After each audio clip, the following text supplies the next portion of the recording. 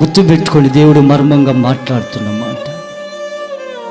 మనం చేసే ప్రార్థనే మనలో ఉన్న పాపదోషాల్ని కడిగేసేది.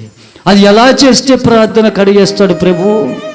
విరిగి నలిగిన హృదయం కలిగి ఉండాలి, పశ్చాత్తాప హృదయం కలిగి ఉండాలి. ద్వేషముగా, కక్షతో, ఈర్ష్యతో చేస్తే మన ప్రార్థన దేవుని సన్నిధికి చేరద్దా?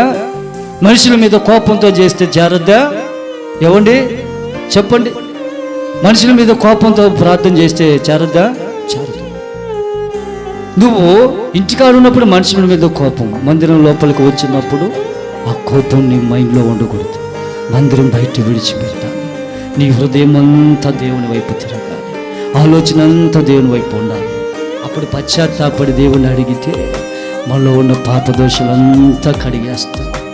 అప్పుడు తండ్రి చేయి శిక్షకు వాక్యం వెతికి, ప్రభువా పలానా బిడ్డను నేను దూషించాను, నన్ను క్షమించు అని పశ్చాత్తాపడి దేవుని సన్నిధిలో అడిగితే ప్రభు ఆ శిక్షలోంచి తప్పిస్తాడు, కాపాడుతాడు.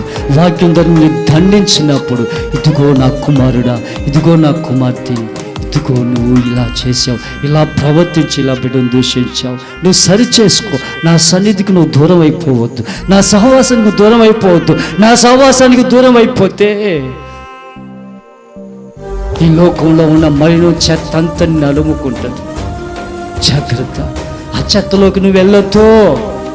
నీతో నేను సహవాసంలో ఉండలేను.